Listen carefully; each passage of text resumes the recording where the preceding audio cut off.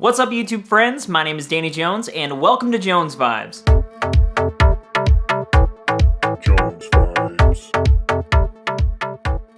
First and foremost, thank you so much for clicking on this video, and if you enjoy it, please go ahead and click that black balloon button, like button, and then go ahead and hit subscribe as well as hit that notification bell. That'll keep you up to date when I make more content. And today I'm talking about the brand new film from Scott Derrickson, The Black Phone. My wife and I saw this over the weekend in the midst of Stranger Things mania, and honestly, I was really excited about it. It's also been getting a lot of praise, and it's made a lot of money so far, so that's good news. But just a quick warning before I jump in, if you haven't seen this movie, there might be some spoilers in this video, so beware. And if you have seen it like me, do you want to get in my van? Let's go. Okay, The Black Phone, like I mentioned, directed by Scott Derrickson, and he is behind Sinister as well as The Exorcism of Emily Rose, and also, funny enough, Doctor Strange. The guy is just magic, I tell ya. But it is starring, obviously, at the very top, Ethan Hawke as the Grabber. And we are legit living through the Hawkeissance right now. Like, Ethan Hawke is in everything,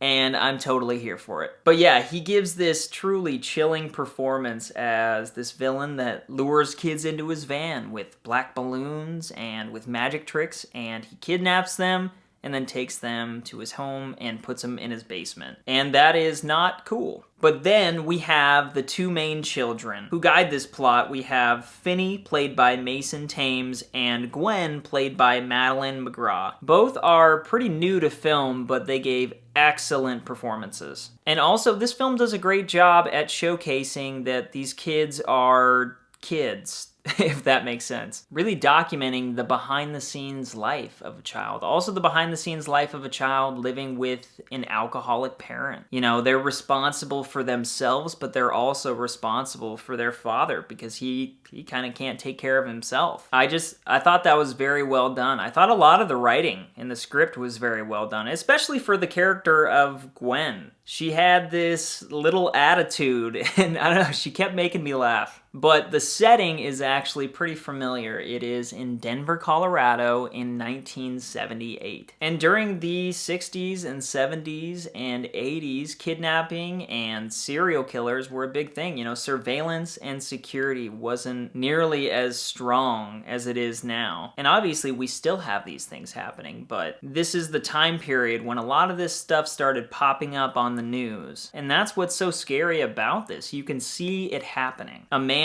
with magic and balloons just, you know, pulling up to the side of the road and luring kids into his van. Like, it's terrifying. And the basic plot of the film kind of starts with just that, you know. Finney, this young kid, he is taken by the Grabber and locked in this basement, and there's this black phone that keeps ringing and ringing until he picks it up. And on the other side, you know, we slowly find out that the Grabber's past victims are talking to him, some of which Finney already knows. And basically we're walked through a lot of the ways that they each tried to escape, or they each tried to beat the Grabber. We're slightly introduced to this sketchy game that apparently he's playing with the kids called Naughty Boy, which is just weird. And all the while, Gwen, his little sister, is having these visions, and apparently her mom had visions too. And she's seeing some of these victims, and she's also getting clues as to where Finney is. She has a vision of the house that has the dead bodies in it, and she eventually leads the police there. They kind of uncover this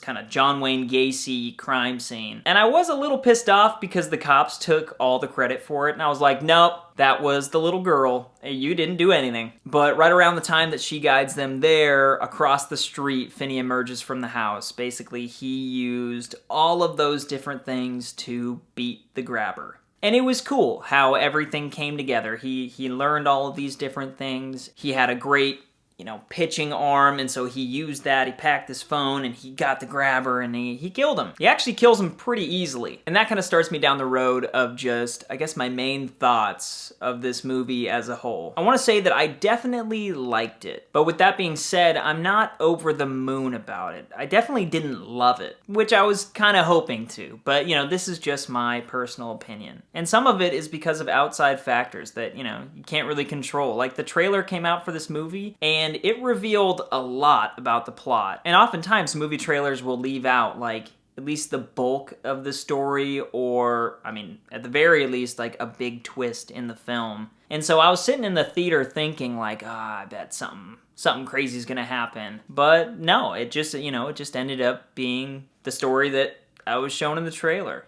Kid talks to the victims on the phone and uses everything to beat the grabber. And like I said, the writing was great, and I'd imagine, whoever at Blumhouse, you receive this script and you're probably like, yeah, absolutely, this looks amazing. And for what it was good, but I had a couple problems. The biggest one is I just wanted more of the grabber. I understand that this is a story about the kids, and so obviously we needed to be paying attention to Finney and how he's gonna escape, but I just, with somebody like Ethan Hawke playing this, I could have used a few more just really kind of creepy scenes. I could have used more. And maybe there'll be like a spin-off prequel film. I'm sure the fans would love that, and I would really love that, because I think with somebody like Ethan Hawke at your disposal for that character, there are like endless possibilities. And I think, and I could be wrong, but I think he's already a pretty big fan favorite, so. And it was scary enough. I mean, it really was. There was a lot of good jump scares that got me in the theater. I was like, gosh. And then his brother, who is adult Eddie from It Chapter 2, gets, hit in the head with the axe. I think it was an axe or a hammer.